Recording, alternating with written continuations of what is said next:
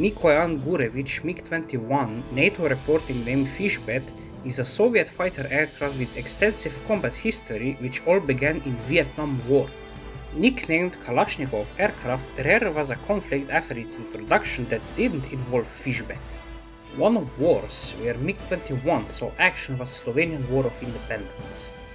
During the Slovenian War of Independence, MiG-21 was exclusively used by Yugoslav Air Force. Same applied for other fixed-wing aircraft present in the war due to the fact that at the time Slovenia had no air force whatsoever.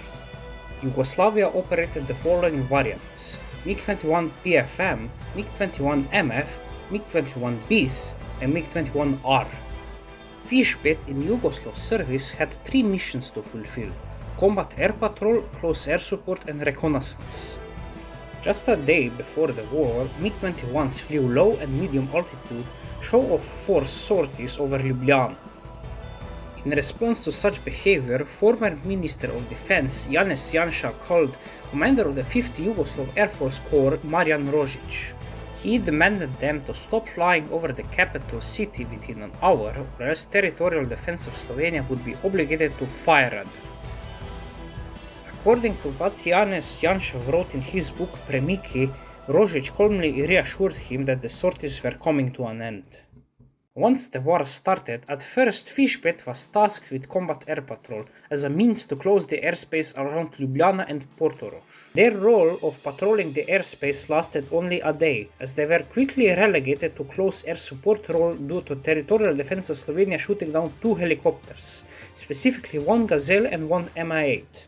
About 18 MiG-21 sorties were done that day, all of them were combat air patrol.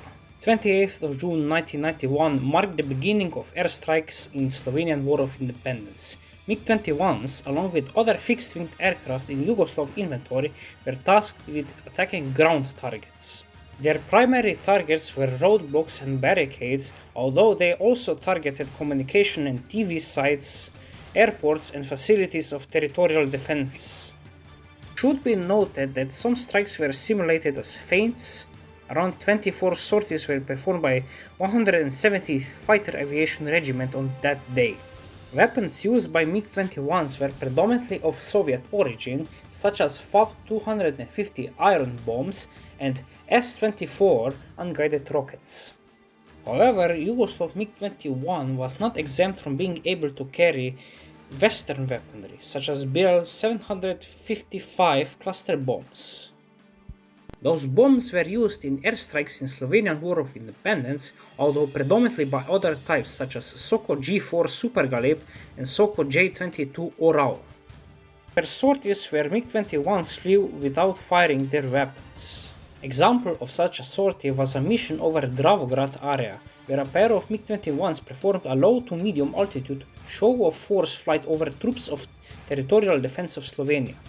Such sorties were proven to be quite risky, because territorial defense tended to respond with anti-air weaponry, such as Zastava M55. All shells fired at MiGs by Slovenian M55 in that sortie did not score any hits. Another example of MiG-21s not using their weapons in combat happened on 2nd of July 1991, when a Yugoslav MiG-21 broke sound barrier over Ljubljana, causing an air raid siren to go off. 2nd of July 1991 was a day of considerable MiG-21 activity. They performed strikes on TV, radio and communication sites that were found on Nanos, Krvavec, Domžale, Boč and Kum. Road blockades and barricades remained a common target for Yugoslav MiG-21s. On the same day, a pair of MiG-21s flew over Vrhnika and struck a barricade with rockets. In response, troops of territorial defense of Slovenia fired a Strela 2M surface-to-air missile at them, but it missed. 4 civilians were wounded in this attack, who were there by complete coincidence. After 4th of July 1991, there were no more recorded sorties of fishbeds or any other Yugoslav fixed-wing aircraft. Yugoslav MiG-21s performed around 83 sorties throughout the whole war, predominantly of close air support nature.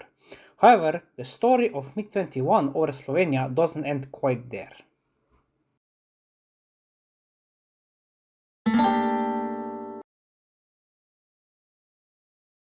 During the whole war, Yugoslav aircraft often violated Austrian airspace, which prompted scramble of sub-Draken interceptors.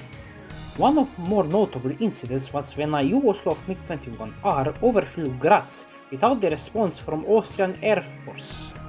Further incursions occurred, but some of the most interesting ones happened after Slovenian War of Independence.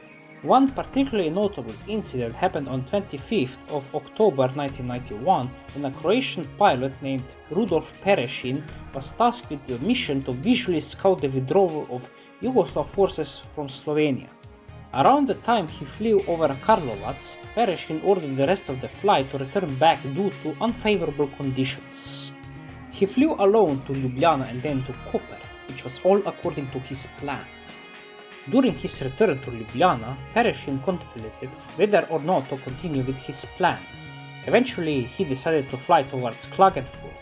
He flew over Alps under the cloud cover, at extremely low altitudes, being only 50 to 100 meters above the ground. Such was the way he entered Austrian airspace. After a successful landing in Austria, he was brought in for questioning, where he stated his reason for defection. As a Croat, he wouldn't shoot at other Croats. In order to keep him safe, Austrian army allowed him to live in a private guest house in Feldkirchen. The whole incident not only brought Yugoslav wars to attention of Europe, it also inspired Ivan Selak, Daniel Borović and Ivica Ivandić to defect as well in February and May 1992. It was also the start of Croatian Air Force as we know today.